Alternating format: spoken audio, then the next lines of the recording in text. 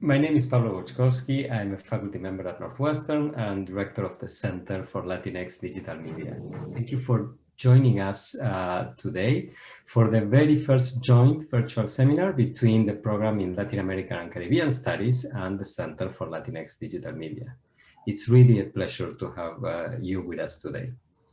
The seminar will showcase the terrific new book by Gabriela Polit. I don't know if with the background you can see. It is an outstanding text that I wholeheartedly recommend to everybody here. The title is Unwanted Witnesses, Journalists and Conflict in Contemporary Latin America.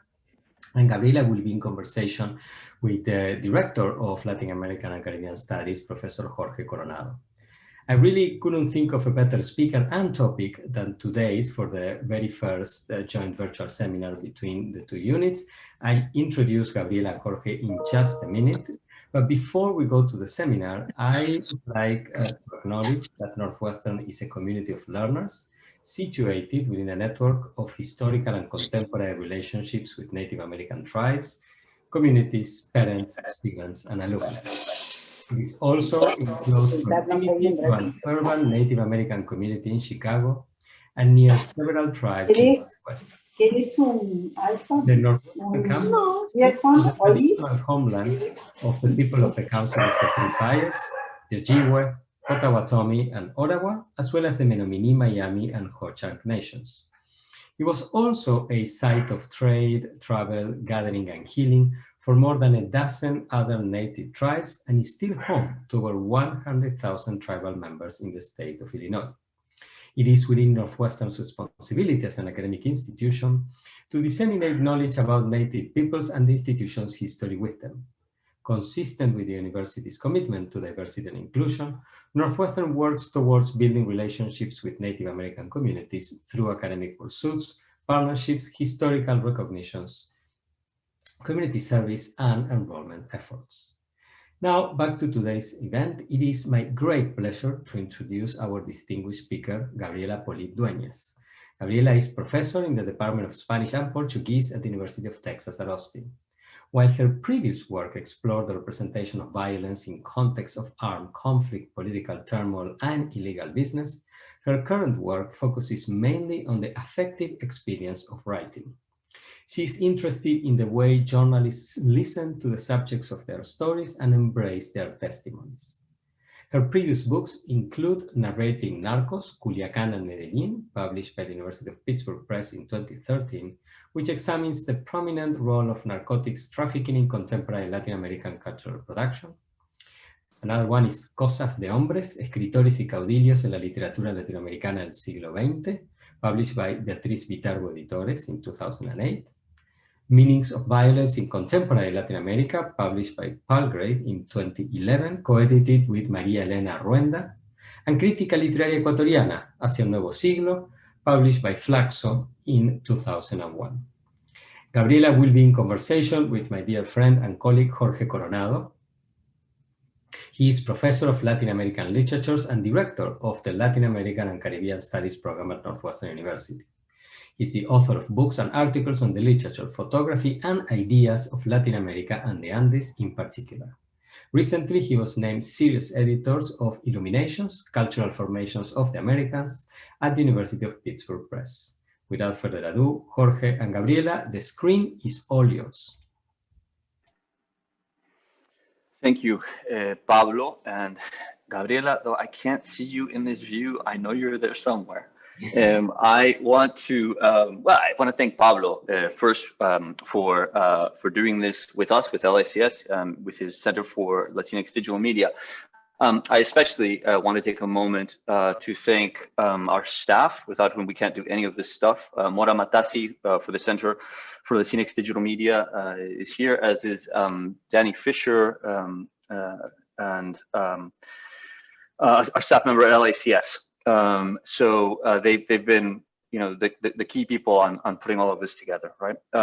As Pablo said, we're here to speak with Gabriela, and one of the things that we decided to do was do an untraditional format. Usually we would do a book presentation, I think, and one of the things we'd like to do today is keep it a little bit shorter to combat Zoom fatigue, and try to enter into conversation. As Pablo said, Unwanted Witnesses, Journalists and Conflict in Contemporary Latin America is a phenomenally rich book. I think methodologically, in terms of its subject matter, and it's the sort of book that you can read in one sitting. I read it and it was gripping, right? For many reasons, speaking as a specialist of Latin American literature. So I'd like to start off by talking a little bit about how the book came about. And then the follow-up question, Gabriela, is going to be, what the book is about. I think, it'd be good to kind of like, sentar esas bases so that we can then have a longer conversation. So I'm interested in how you started to write it, what the inspiration for it was. Did it come out of another project? Was it separating from another project? How did you come up with the idea for it and begin to realize it? Thank you. Let me thank everybody before I answer your question. The Center of Latinx Digital Media, the Program of Latin American and Caribbean Studies, Northwestern. It's such a pleasure to be here as we can here. Thank you, Mora, and thank you, Danny, for your help. Thank you, Pablo, and thank you, Jorge. It is a pleasure for me to be here, and it is always nice to talk about the work, our work. So the book came out. Well, the book is about the work of 5 journalists who cover social suffering. 3 journalists from Mexico, 1 journalist from Colombia, and 1 journalist from Argentina. And the idea came out from my previous book, the book on Narcos, narrating Narcos. When I was writing that book, I used a similar methodology. I went to the places where the writers I was analyzing live, and I interviewed as many as I could, as many writers as I could, but I wanted to understand the field. So I interviewed journalists, professors, students, photographers, artists, performers. And so this is a short version, but I realized when I visited, especially when I went to Culiacan, I had long talks with Javier Valdez. For the ones Javier Valdez was a journalist from Culiacan who was killed in 2017. He was leaving the office to pick up his kids from school, and he was shot 12 times. So, but it was back then, and I say this because Javier is very present in this book, but it was back when I was writing on Narcos that he told me, how difficult it is for journalists to deal with the everyday life of covering violence, basically. So I remained friends with him, and I, because of my because of the work on the book of Narcos, I was invited to a couple of conferences organized by the Fundación Nuevo Periodismo Iberoamericano, now called Fundación Gabo, to participate and to work with journalists. And I saw how they struggle to find words to describe the things they see. And and I say this because for me as a literary critic, it was humbling, because we are so tough on saying why this person said this or used this image and this is so X and X. And when you see the writer trying to break the stereotypes and say the stories of violence are repetitive. And so how can you tell in a new way, in a way that will not transform this person into a victim again with your story, et cetera, et cetera. So I realized that I had to do the same work, meaning analyze text or books, understanding the field in which they are produced, but taking into account the emotional toll that writing about social suffering has on these journalists. So that's how the idea came out. Yeah, you know, it's the nature of conversation to kind of like, you know, latch on to the things that you mentioned. And I had, of course, noted that you begin the book with Valdés, right? And in fact, you dedicate the book to the journalists that have been killed for the last many years in Latin America. And you end, right, with a similar sort of breakdown of where they've been killed, kind of country by country. And at the beginning of the book, you talk about a reason for writing as being care, right? I mean, you use that word care as a way of caring, you know, for people, for journalists, right? Which is unusual, right? Literary critics, we tend to care about, you know, texts, right? And I found that interesting because it seems very clear to me that the care is not only for, you know, these people who struggle with the work that they do, but also for people the explaining and understanding the sort of work that they do in the particular context that they do it, right? So it seems to me that, you know, one of the ways that you're thinking about care is kind of care for literary objects and also care for the sorts of people who write them, right? Yes, I would agree with you. And, you know, let me say something that before going into that we always, you know, you finish a book and you have this idea of when you have to present your book, how you want to present the book. And I had this idea that I was going to read the names, because for the ones who have not seen the book, what Jorge says is that the first 3 pages of the book, even I know that the image is not, but the first 3 pages of the book are the names of all the, it's 3 pages of all the journalists killed in Latin America since 1991. And it's 3 full pages of names. So I thought, and the first time that I presented this book here at UT, I read the names of the journalists who were killed after the production of this book. And for today, I know, you know, since then, there have been 15 journalists killed in Latin America, 16 if we consider the Caribbean. These are numbers from the CPJ, sorry. So yes, it is care. There has to be care, because these are journalists that are covering, and care is a very broad, let's say, concept here, because it is caring for the people who are listening to the ones in pain, who at the same time need to be taken care of. And it's also care for our democracies, because every journalist who's killed it's a limit of a democracy. And so that concept, which I think that I show, I don't go into in length theorizing this concept.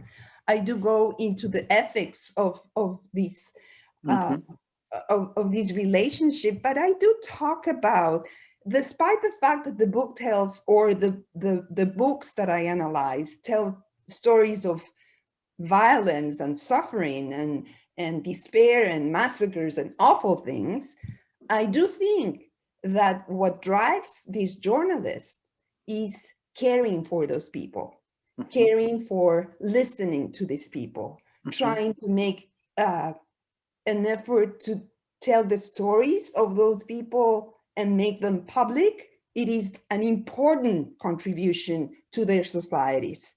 So, and when I talk to the journalists, because they are not used to be the ones interviewed, I felt that they were unloading something also, because it's a heavy load that they carry, especially, let's say, the journalists in Mexico right now.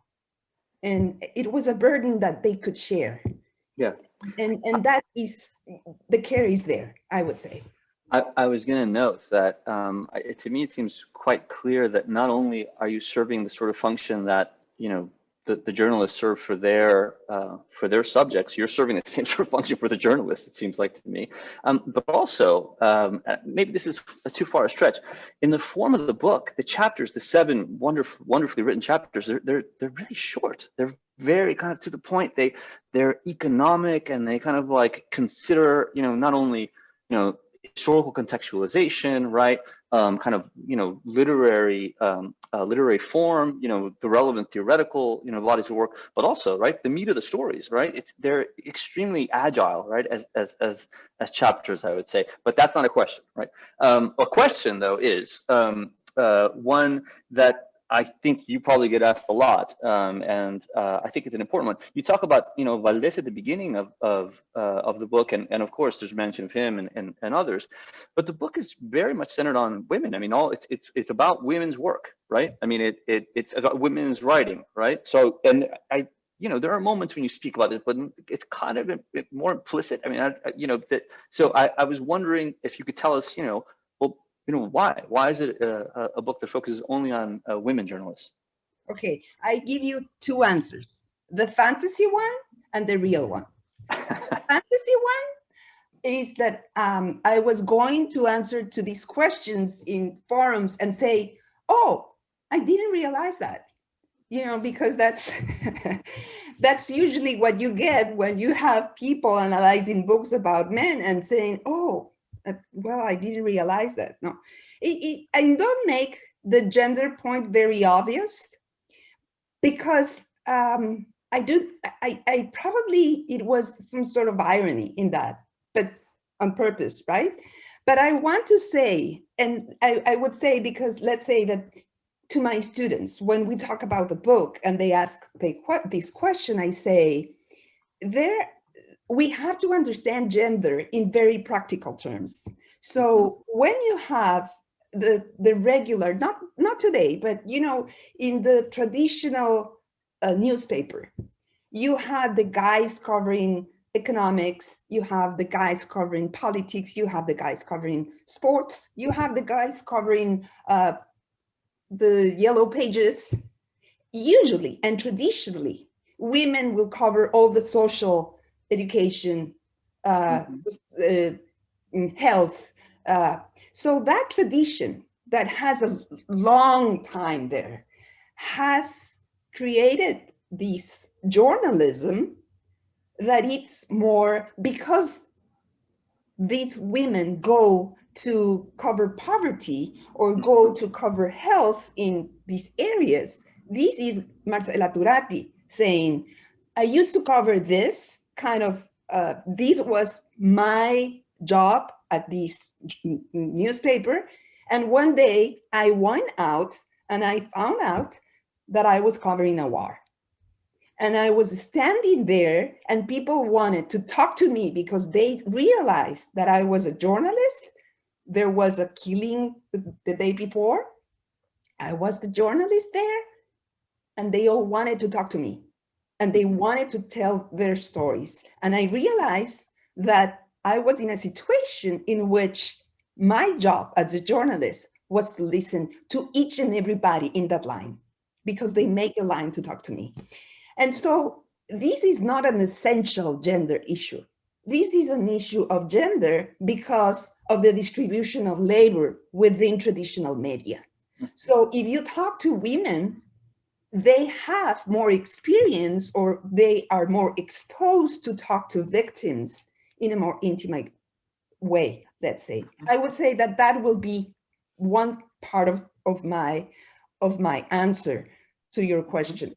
And this is also, I can give you another example that it's not in the book, but Cecilia Valli, a journalist from the Tex-Mex, she's from the border, and Diego Sorno, a Mexican writer, both cover a massacre in Ciudad Mier. He wrote 2 pieces for Gato Pardo, I think, and she wrote for Texas Monthly. And you see that they both arrived to the town the day after the massacre. Cecilia's tiny.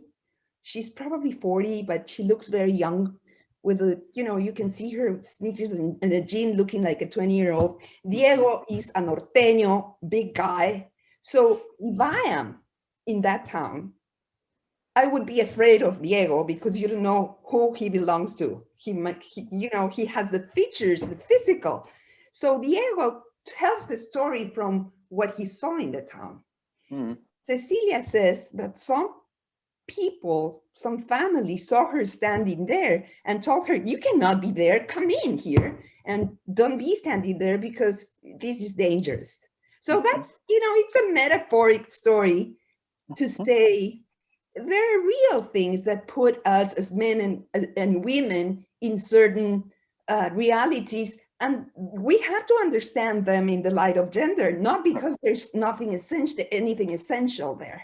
No, of course. Yeah. I mean, what you seem to be saying is essentially, right, there are gender dynamics out there, and, we are caught up in them, right? And it seems to me that that's a really interesting way of thinking about, right, the why of so many women writing, right?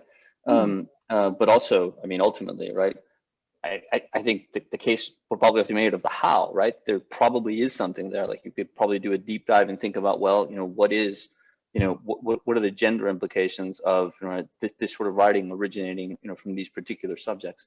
That's fascinating. So in terms of kind of thinking about writing, I wanted to ask you a more formal question, right? Because what you're looking at is contemporary crónica, and it's not your grandmother's crónica, right? I mean, it's like a very different sort of crónica in terms of thinking about journalism. I think for us, for this audience, right, I think it'd be great for you to tell us a little bit more about why this particular crónica is so different. As we know, the crónica, and you spell out very well in the book, the crónica has a long history, right? A long modern history in Latin America in the 19th century. You could think of like the towering cronistas, for Jose Martí, for example, and many others, right? But it's a very different sort of crónica that you're talking about here. So it might help us kind of understand what the shape of that is, what its features are. Okay, well, so I should say something about the crónica of the late 19th century, because I do think that the genre, as in general, continues to be a hybrid genre that includes and excludes, and it is still a genre that provokes a lot of discussions and has a lot of tensions. So when I was doing my research, I realized that there is some sort of a shift, and this is what I propose in the book. In the late 19th, beginning of the 20th century, poets were writing crónicas as a way of becoming professional writers. It is the moment of let's say the field becomes more professional, the literary field, and they can live off by writing. So these writers were into journalism as a way of supporting themselves. Okay, the 20th century has a big, shift. We have a more solid, more autonomous field. What I saw in my conversations, in my readings, what I gather from these journalists, and I know many of you come from the field, the journalistic field in the US. It is very different from the field in Latin America, and the field of the literary field in the US is way more autonomous than the literary field in Latin America. So it is not, we cannot compare. But what I saw is that journalists now have the requirement to write their books in the same way that journalists in the US write their books.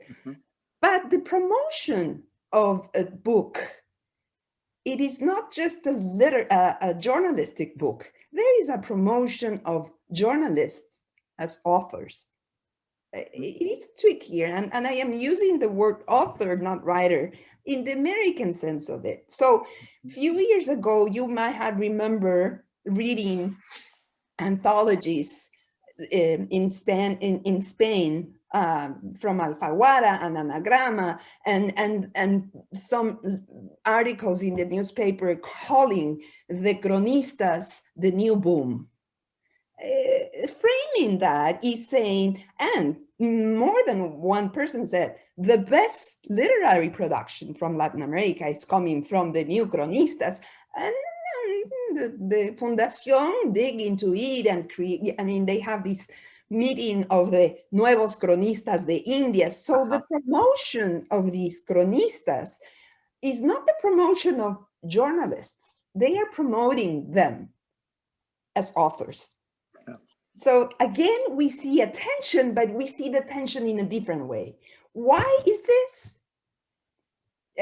For example, I'm going to give you a specific example of how the literary milieu, let's say, it's very important for journalists. When the scandal of the Casa Blanca, the Felipe Calderón, came out, we all know that Carmen Aristegui's team was fired from the media, the NBC, or I forgot their name.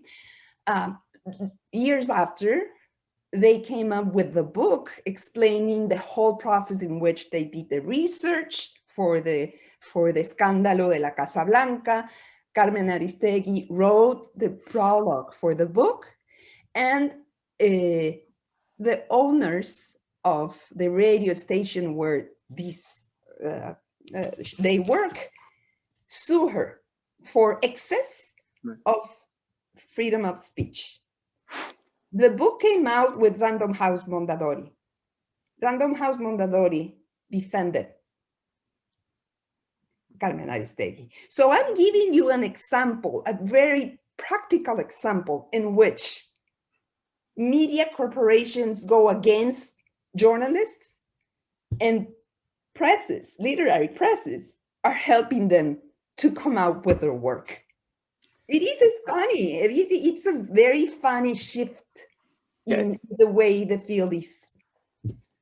And I want to note, as you were saying this, this wonderfully rich commentary, I was thinking that one of the things that your book does, it follows a similar trajectory. And I'm not saying that this is what you're trying to put forward, but I do note that you begin with Nieto and with her story of Machuca, I believe, this remarkable story that we can comment on and talk about this town on fire in Colombia. And it ends with this, with this work, Los Escogidos, which you speak about in terms of the way that it invokes or tries to create, I would guess, right, beauty, right, in a sense. And there's quite a shift there, because it seems to me that in one instance, right, she is writing for a more journalistic forum in the first, right, and in the second, she's far beyond that. She's university, right? She's housed in a university, and she has much more liberty to write in a particular way, right? So again, not saying that you're putting this out there, but I think it helps us to kind of, if maybe you can tell us, right, of that trajectory, because there is, I think, an organization to the book, right? And that, I think, marks the arc, but there's other things going on in there. So, yeah, the arc of the book, that's that. But it is related to something that I say in the book, that it's not my idea. It's Donna Di Cesare, the photojournalist who has covered El Salvador for more than 20 years. And Donna wrote, she wrote for a show of photojournalists at the Dart Center. So it was like the brochure and everything that came with the show. And she said that violence, there are moments of covering violence, right? The moment that something happens, or something terrible happens, let's say an earthquake or a massacre, and you have that first moment. So when the journalists arrive, that's one thing. Then you have the journalist who comes 2 years after, and it's another thing. And the ones who come 10 years after. And for the Cesare, that's the toughest part. And at the end, well, so I put the book in that sense. So Machuca, what you were saying, is that moment. Patricia Nieto arrived there right after the phenomenon happened. It was a town that just blew up because the guerrilla put a bomb nearby, oil pipe, and the gas was in the air. So somebody in the village ignited you know, to turn on a candle or a cigarette, and everything exploded. And Patricia Nieto went there, and she describes this in the book. She described it to me, but she was very young. And she says, I couldn't write about it because the people were under shock. And so all the things that they were saying were nonsense. And I went back, and she told me, probably I was too young. I didn't have the skills, and I didn't have the training to put that in a story. But when I came back, I stayed in this town for 3 days, and I just saw how, you know, television and radio stations and all these media landed there with a helicopter, took notes, took pictures, ate everything that they saw in the only concession store, and left.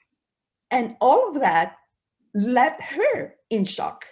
So I talk about the impossibility of writing of that very first. And when she talked to me, she described it in very journalistic terms, what was going on. This is 25 years ago. She's, you know, a seasoned writer now. And at the end, so she couldn't write for many, many years. And that's kind of what I tell that, but I relate her silence not so much to the horror she saw, but also to the horror in which she saw her peer journalists, you know, her peers writing about it. She saw how journalism could hurt people in specific circumstances, and she couldn't be part of it, and she didn't have the skills to do it otherwise. At the end, what she writes, her later book, it's a book of beauty. And so there has been so much said and written about journalism and aesthetics and how journalism could be beautiful. So I say, well, this is it. This is a beautiful part, a beautiful piece of journalistic writing. And for many journalists, that's not a crónica. That's simply not a cronista. And that's a debate. And I argue that you can make, you know, you can make a point of, she gives something of dignity to this town. And the story, for the ones who have no idea what are we talking about, it's a town in which people in Colombia take the corpses found in the river, and the municipality paid a niche, and they adopt NN because they don't have, and they pray to these dead people, these dead bodies, because they think that their souls are penando, like in the purgatory. So if I pray for you, you go to heaven, but there's some exchange there. You have to give me a husband or help me with this, such and such. But the bottom line is that people are burying these dead, these NN, and giving them some sort of, and what it's underneath is that many of the people who bury these, who take care of these dead bodies, have lost someone in the war. And it is a painful story, but it's a beautiful book. One of the things that you've just pointed out, and I think it's maybe more than a leitmotif, it's all over the book, right? Are there particular sorts of silences that constitute different parts of the book? And it's complex because you don't present one silence. Like, for example, you've just mentioned that in a paradoxical way, right? Nieto's way of protecting her subjects is to be silent about what they actually said, right? And in Machuca, right? And then, you know, in another sense, her way of witnessing, you know, in Los Escogidos is transformative. It's not to repeat what they say, but to, you know, create these wonderfully lyrical images, right? That she uses to convey absolute horrors, right? So I'm wondering if you could tell us more about these constitutive silences, because they're not just about the journalists, right? It's also about, for example, the silence of the state, right? It's also about these vacuums that occur within social relations, which we can understand as silences, right? Where, you know, they create the circumstances that quite often lead to these horrors, it seems, and you point them out in different ways. Yeah, well, because at the end, when I finished writing the book, I thought that and as you said, it's a very short book because I'm a minimalist. No, and I take it. I didn't say it was a very short book. No. But I take it as a compliment because I do avoid the theoretical jargon that sometimes I think it is a problem in our profession. And you know what? I'm very how do I say? I cherish the way I can shed light into something and use theory, but we come from a field that sometimes it's difficult to read some of our peers. So I took that as a compliment. But when I finished writing the book, there was something missing. There was something that united all these stories. And I realized that all of these writers were dealing with some sort of silence. So in the case of Nieto, it was her own silence. It was her own impossibility of writing. And there was, I would say that some you know, humility, let's say, when she told me that, because the job of a journalist is to tell the story. And she was confessing somehow. I couldn't, you know, I couldn't. And I still have it there that I couldn't write this story. But there are other silences. Like if you go to Mexico, and you see and you listen to the stories of the Mexican journalists who are writing and know that their colleagues have been killed and probably received some threats, they know that there are things that they cannot say. So if you read Sandra Rodriguez Nieto's book, the book is dedicated to one of her friends who was killed in El Diario de Juárez, and then she never mentions him. And so for me was kind of a puzzle. How do I find him in this trace? And so there is something that the journalists in Mexico told me more than once. They say, you can denounce a crime, you can tell everything about a horrible situation, you can never mention a name, because then you're dead. You can say, yesterday, this horrible thing happened, but you can never, even if you know. So there are silences permeated in Sandra's book that I knew that they were there because of our conversation. She was telling me, you know, directly or indirectly, the book, I wanted to write a book about something meaningful about Juárez because I wanted to pay tribute to my friend. And then there's nothing there. So you know that there are a lot of things that she probably could not say. There is the silence of the state. I mean, Mexico. We had so many examples that we will be here until tomorrow morning mentioning all the examples. And then there was the other silence, because the book has the Mexican, the Colombian, but then the Argentine. And the Argentine, María Ludueña, is writing from the perspective of somebody who was over, let's say, it's another moment in which the state acknowledged its crimes and put the criminals in a court. And so what Maru was facing was not the silence of the state, which was the case of Marcela Turati and Daniela Rea, or the silence of my own life, I mean, of putting my life in danger, so I keep this silence. The silence that María Ludueña was witnessing is the silence of the criminals. I mean, they are standing there in the court. They know where they bury people. They know what they did to these people, and they still don't say anything.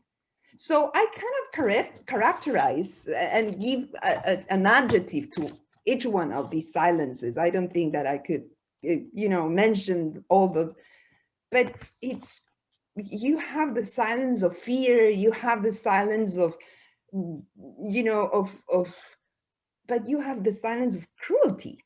You are already in front of a judge, you already convicted, and you still cannot say what you did. So, and so just to say, those journalists deal with this in a very physical way, I would say. Yeah, I mean, I think one of the things that seems to be, you know, obvious from reading your book is that, you know, the argument around these journalists is clearly that, you know, they're all in some sense or another trying to circumvent these silences to open up, you know, a kind of avenue for social well-being, right? But that clearly is created only through a community of readers, but very different readers than we're used to thinking about in terms of literary studies, right? I mean, these kind of, you know, these texts call for a particular community that can engage with these atrocities, right? In different ways. I would continue talking to you for several hours, and we probably should do that at some point. But it already is past our time, and I need to open up the floor. I believe we have questions in the chat. Hold on, that I can get to. Pablo, maybe you can help me with that. Yes. Okay. I have one here, and so if anybody would like to put questions up, please, you can raise your hand or signal somehow if I can see you.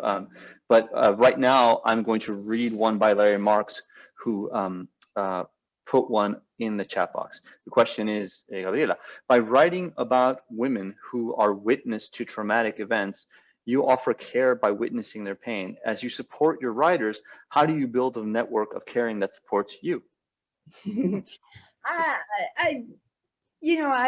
thank you for this question. The thing is, first of all these writers write about their societies where things are going on, are still, hopefully not, but many of them are still under threat or losing their colleagues. So they are in the front line that I'm not. I come here, I come back here, I can put my books in front of me, think of this through, think about the theoretical implications of the relationship between the journalist and the victim, for lack of a better word, and the ethical relationship between them and what it shows us. And then I teach to my students, I try to give them tools to better understand these narratives that show so many things about our societies. I would say that that will be my sharing these with students, and because I don't live there. I don't live off my work as a journalist, and teaching is a very privileged job. So that would be my question. Thank you, Gabriela. There is another question, but that person has asked to go a little bit later. So the floor is open, so just jump in whatever you like. But actually, on that point, you know, one of the questions that we didn't get to, and I'm really interested to hear, you know, in our talks, our professional talks, we rarely talk about teaching. We never mention it. It's kind of like a thing we just never, which is remarkable because as far as I know, we all do it, right?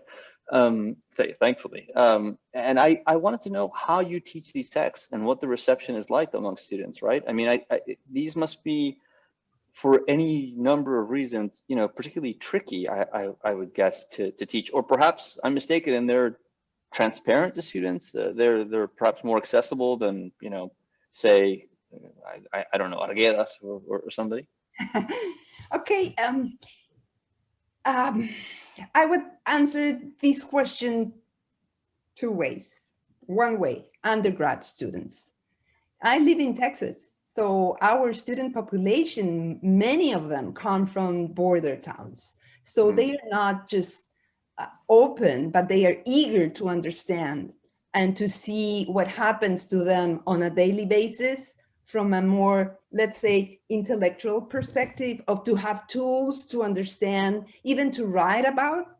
So that depends. I mean, not that it's not tough, because not not all of our students come from that background. And a problem that we in Latin American studies have is usually that we don't want to create with our courses or perpetuate the idea that Latin America is only violence. So you also have to balance that. And that's a challenge for all of us. But in the particular area, geographical area where I am, I would say that many times, I wouldn't say most, but many times, I have a student body who's eager to understand this. So if you give a class on narratives of violence in Mexico, you will have a crowded class. You will have a very crowded class. Mm-hmm. So that will be, and so they are eager to understand, because they might have a family living in a border town. You have to understand the border in Texas, it's not like Arizona. The border there are a lot of towns and families who live on both sides. Mm.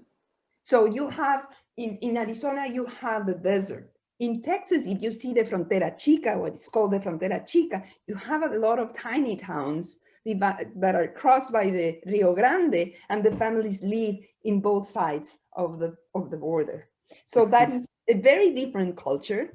And sometimes they are victims, or they know people who have been victims of the violence, but they don't quite get the bigger picture.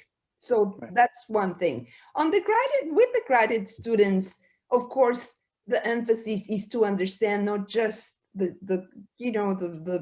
situation and the historical conditions, but to be able to approach with a more theoretical frame that could give us a broader, what do we want to understand from this narrative? Do we want to understand the relationship between writer and subject? Do we want to understand the representation of violence? Those kind of questions bring you to another kind of bibliography and literature. Yeah. So. Thank you, Gabriela, for that. We have a question from Danny Postel, and then I've got Pablo Woskowski, and then I've got Patrick Eccles. You can unmute yourselves.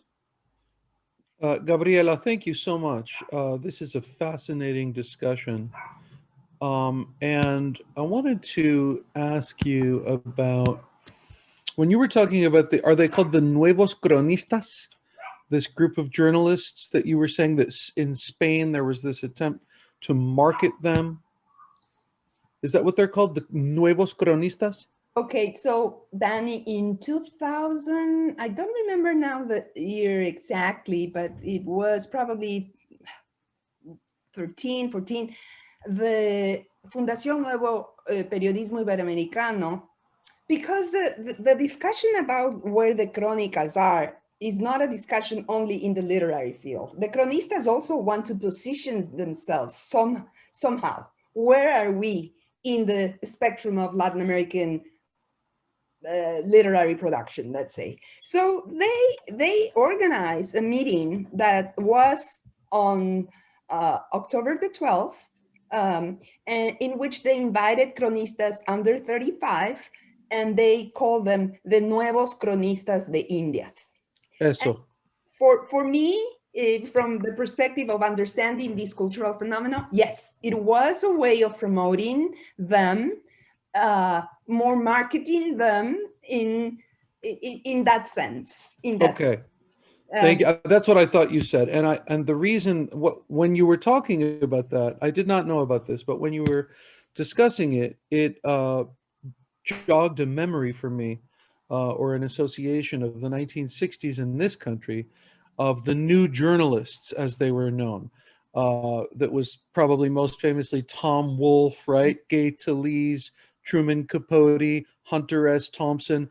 And they were all very different journalists, but they became known under this banner of the new journalists, which Tom Wolfe actively promoted and championed. He assembled an anthology under that title, and he went on television and radio constantly arguing that the new hip thing, that basically these documentary journalists who had invented these new wild techniques he made the explicit argument that they were the new litterateurs, if you will, the new writers. They were more interesting. In other words, that nonfiction, wild journalism was actually more relevant than fiction. It had become more significant culturally than the novel, this new form they invented. Now, of course, it was very hyped. It was he was given to extreme self-promotion, but it just reminded me of that. And I wondered if you had any thoughts on these, the parallels. Okay, in Latin America, they also have used this. Now, I will, again, I'm very careful when I compare these two regions, let's say the US and Latin America, because the field has developed in a very different way. And so In Cold Blood is supposed to be the first, big novel, but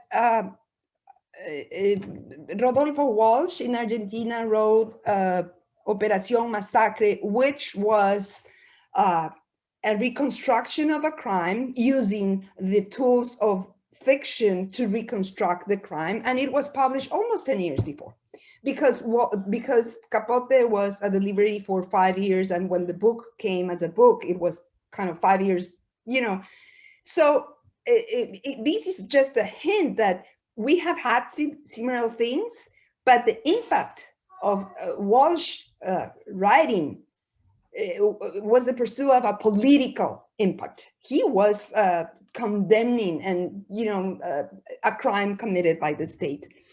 But because these writers come out at a moment in which they have to promote themselves, yes, some Enrique Osorno, for example, was the editor in Mexico of Gato Pardo when it came to Mexico, and he began to float the idea that this was the new journalism, and of course that nonfiction is way more relevant than fiction. And this is something that echoed in Spain, and I say Spain because we all know for the literary world, Spain is still our the important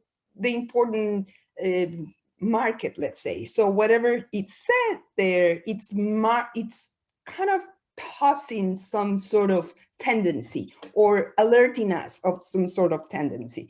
So yes, they were promoted as and Jorge Carrión and Darío Jaramillo Agudelo, they were editors of these anthologies of crónicas, and they were promoting the idea of that the best Latin American literary production was coming from these authors that are taken into like the bull by the horns and talking about the real things of Latin America. And of course, violence was in the middle of this. And so there is another part of what we are talking about is it that I didn't want to deal with that, because that is the more commercialized way of addressing the issues of violence in Latin America. And that's why I went to this corner of saying, how are we dealing with the human component of this, with the actual pain? And that's why I don't talk about so much violence in the book, but social suffering, because that is what these journalists are doing, trying to understand the social suffering. Thank you, Gabriela and Danny, for the question. Pablo, you're up next. Thank you, Jorge. Thank you, Gabriela, for a terrific conversation and an incredible book. So one of the things that I truly admire in your book is how you interweave the literary with the ethnographic, which is very, very rare. So I wonder whether you can elaborate a little bit on the behind the scenes of your analytical and writing process, how you went about doing that. This is truly exemplary, and there are very few really instances where this is done so well. Oh, thank you, Pablo. I feel honored. Well, one of the things that happen in ethnography is that you might plan some things and the others just happen, right? this person tells you go and see this other person, and then you I owe a lot of this book to Cristian Alarcón, because Cristian invited me to these meetings of the Fundación Nuevo Periodismo, and then I met, and Javier Valdez, of course, but I was invited by Cristian to the meetings, and then I met a lot of journalists. And so through Cristian, I end up with Patricia Nieto. That was the first time, my first, let's say, ethnographical, and it was amazing, in part because of what I said before. Somehow I think that these women doing this work was good for them to unload. So what I did is I went there and I said, I will not bother you. It's a lot easier because to do ethnography with somebody who has a common interest. So I was interested in the way they write. We have the common interest of literature, things like that. So we will sit, but I accompany them to the classes, in the case of Patricia Nieto, to the meetings they have, to the fieldwork where they conducted fieldwork, and I was just shadowing them, you know? And so, and then I sat with them in different settings, having dinner or cooking or in the cafe, and just taking notes and recording as much as I could. That gave me an amazing view of the work they did. Let me put this, let's see, Daniela Rea, for example. This is a perfect example. Daniela Rea wrote this book. It is a bunch of chronicas of what happens in Mexico, but she has a lot of emphasis on the disappeared. And so we sat at the cafe at the Rufino Tamayo Museum, I remember, and she had a toddler. The toddler, it was a 1-year-old girl.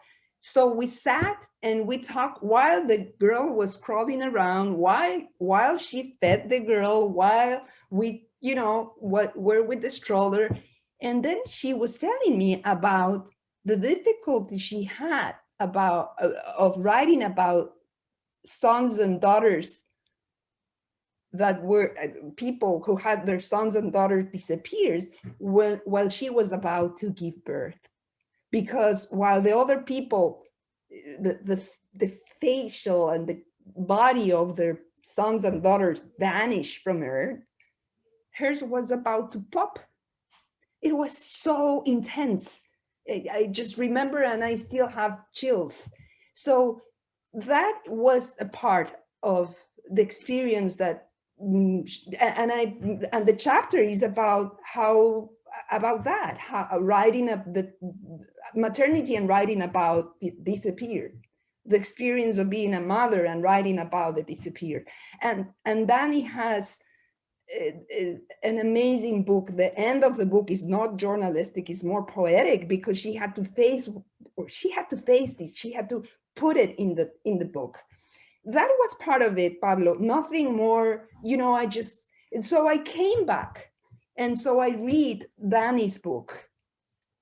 I read before, I went to my ethnographic experience, I came, and I cannot read that book, and I, you know, transcribe all my interviews. I cannot read that book without the image of this woman feeding the girl, and just imagining her writing about all these families who had their kids disappeared, and these families that have to recover the bodies or their sons and daughters in bones.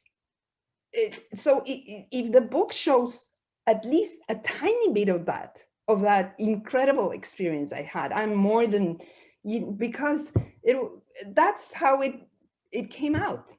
You know, I don't know if that kind of answers a little bit. Yeah, it's a very powerful answer, actually. Thank you so much. Yeah, thank you, Pablo, for the question, and Gabriela for that response. We have a couple of questions, and we're just a little bit over time. So if people have to go, we understand, but I'm going to stay. Patrick Eccles asks, can you comment on how you chose to share the stories of journalists from these three countries? Is it based on your own networks and connections, or was there a desire to pursue a comparison of certain contexts? Thank you, Patrick. You know, I wrote before about Mexico and Colombia, and I go very often to Argentina. So it is part of, and I worked before also in my previous book on Argentina. I've never been a person who worked on a country. I have been a scholar that works on a phenomenon that crosses, but of course, it crosses the same countries, because I kind of know more the history. I did research. So for example, when I wrote about Javier Valdez and Sinaloa and the drug thing there, it drew me to the journalist in Mexico because I knew more about that context. Same thing with Colombia. So it drew me by natural, you know, I know more about these countries. So that was, so I don't know what came first, if the connections or you know, or the flow of knowing that that region or that country in particular. Certainly, I wanted to go back to Medellin. I was super attracted by the cultural vibe of that city, and so Patricia Nieto was amazing to meet. And then Argentina it's there. It has always been there in my research.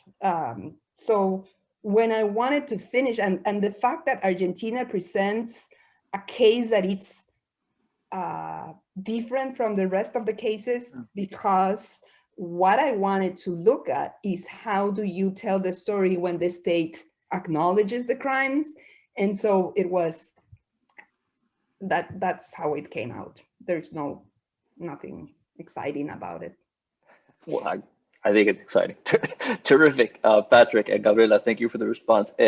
Lina Brito, a historian colleague here at Northwestern, she says, gracias, Gabriela, maravilloso trabajo. My question is about Mexico and Colombia in comparative terms. After 2 books on these countries, you're like an expert. Well, she is an expert, yes. Mexico and Colombia are seen as similar cases of state failure, corruption, and criminality. When seen from up close, thanks to the work of these brave journalists, is that comparison still valid? It is a very, very tricky question, because I do think, Lina, that we have to look at different moments. For example, Mexico became a hub for drugs because of the state, not in spite. And at the beginning, at least in Colombia, it wasn't the case. Things might have turned more even now, but if we don't understand that history, we cannot understand the moment, the present moment. That will be a general comment to that comparison. But when I look up close to these situations of journalists, and Lina, I'm not talking about what's going on now in Colombia, but how things were when I interview Patricia. So the journalists, because of social media, and a lot of it because of the work of La Fundación Gabo, now they have networks that go beyond nations. So when the war on drugs in Mexico began in 2007, and let's say that 2011, the time was horrible. It was one of the worst years in terms of violence and deaths and blah, blah, blah. The journalists in Mexico would turn around to the journalists in Colombia, because the Colombians at that time were looking at the worst moments of violence in the past, and they have a knowledge of a know-how that the Mexicans didn't know.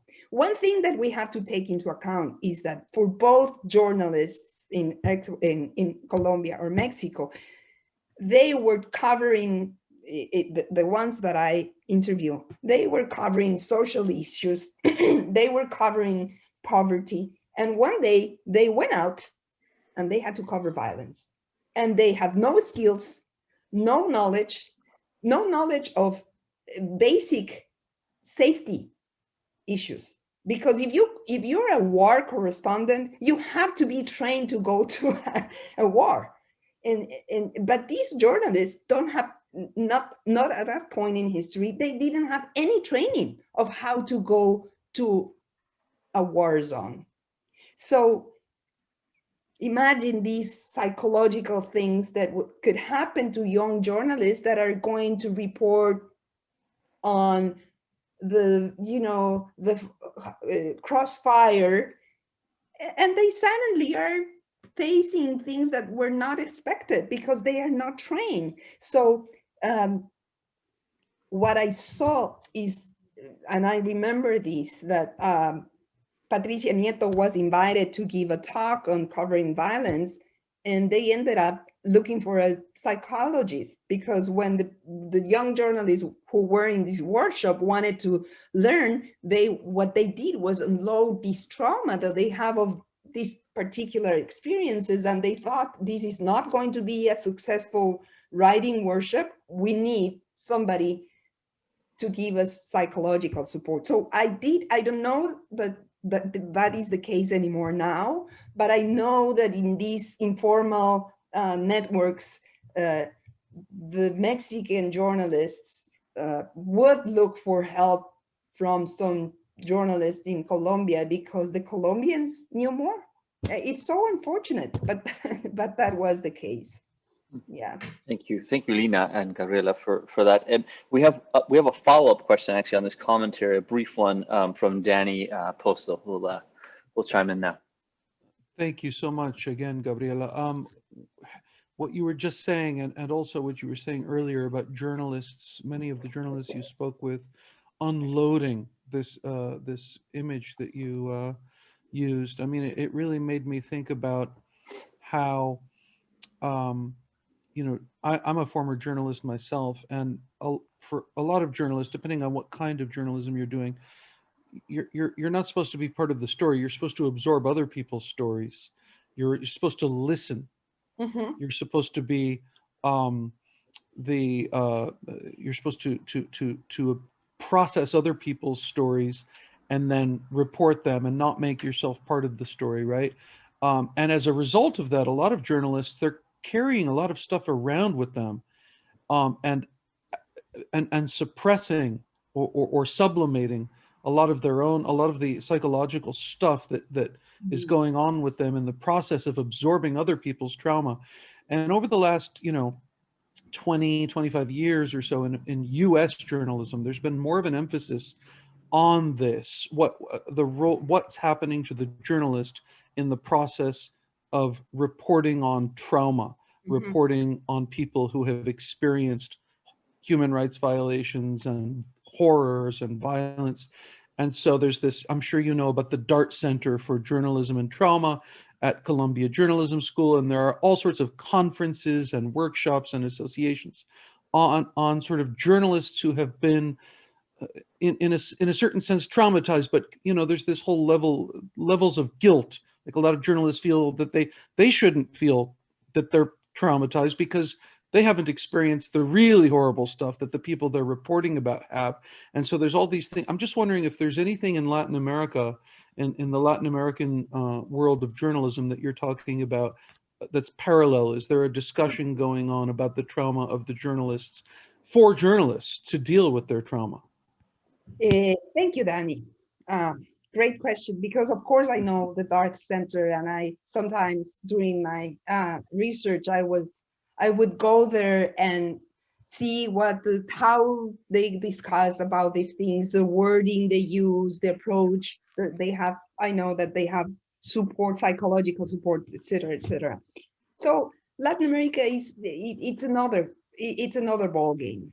But people are amazing. So Marcela Turati and a bunch of young female journalists in general realized in about 2011 that they were without any support, that they didn't have anybody to train them in the very specifics of going out to a war zone and how do you deal with this in terms of security, basic things.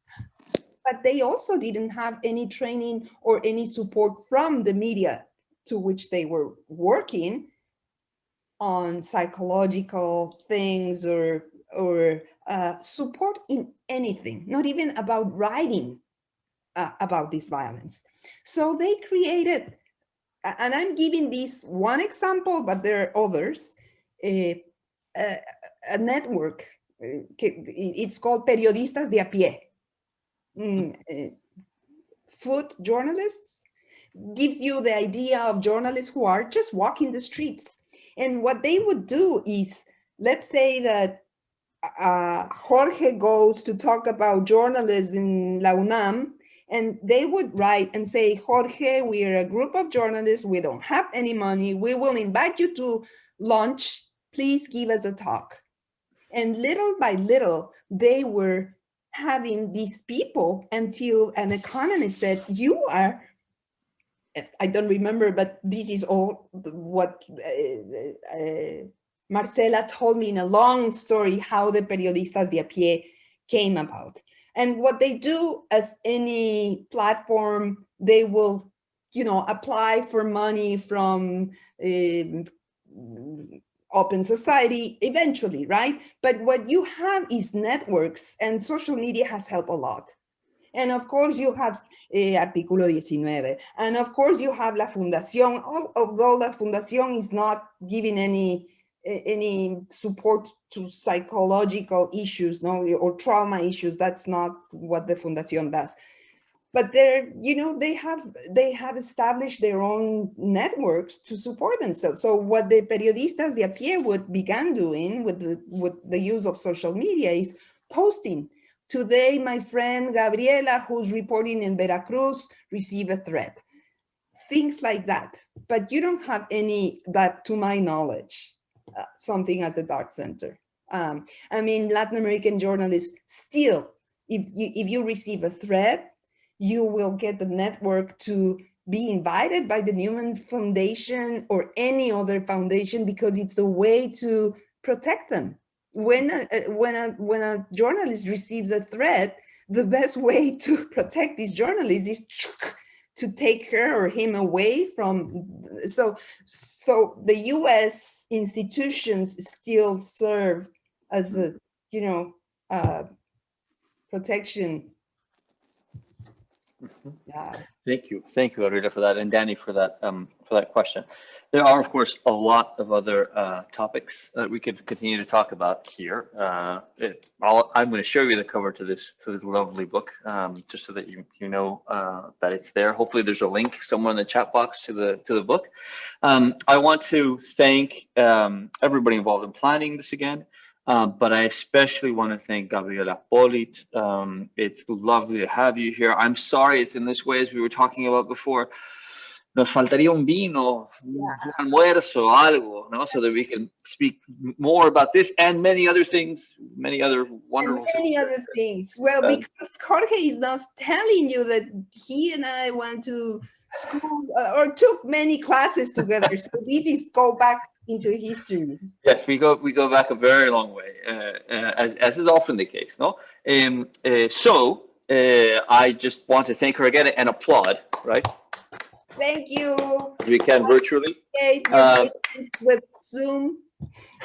and hopefully we will have you up here in person sometime soon. Thank you, everybody. Thanks very much for being here.